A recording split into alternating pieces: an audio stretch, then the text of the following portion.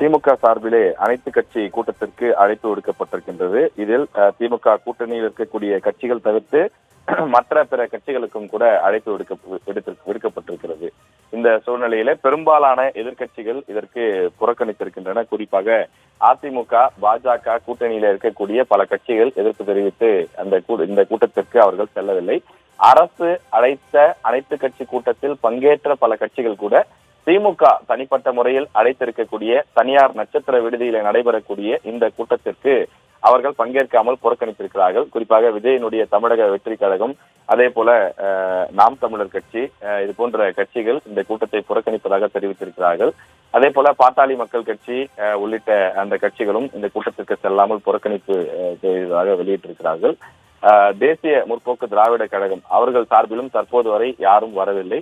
இது போன்று டிடிவி தினகரன், அம்மா மக்கள் முன்னேற்ற கழகம் உள்ளிட்ட கட்சிகளும் இந்த கூட்டத்திலே பங்கேற்காமல் புறக்கணித்திருக்கிறார்கள்.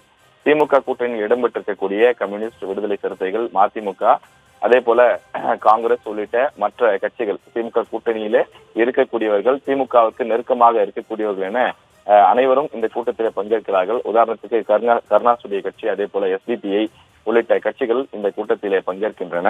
அதிமுக மற்றும் பாஜகவுடன் தொடர்பு இருக்கக்கூடிய பெரும்பாலான கட்சிகள் இந்த கூட்டத்திலே பங்கேற்காமல் புறக்கணித்திருக்கிறார்கள். காரணம், அதாவது புறக்கணித்த கட்சிகள் சொல்லக்கூடிய காரணம், இது தமிழக அரசு கூட்டக்கூடிய கூட்டம் கிடையாது, திமுக தனிப்பட்ட முறையில் கூட்டக்கூடிய கூட்டம், இந்த கூட்டத்திற்கு நாங்கள் செல்ல வேண்டிய அவசியம் கிடையாது, இந்த கூட்டத்திற்கு செல்வதனாலே அது திமுக கூட்டணிக்குத்தான் பலம் கொடுக்கும், இவர்கள் கூட்டம் நடத்துவதனால் அந்த சார் என்று சொல்லக்கூடிய சிறப்பு வாக்காளர் சீர்திருத்தத்தை தடுத்து நிறுத்த முடியாது, எங்களுடைய கருத்து என்ன என்பதை நாங்கள் பத்திரிகையாளர்களுக்கு தெரிவித்து விட்டோம், பொதுவெளியிலே தெரிவித்து விட்டோம் என்று சொல்கிறார்கள்.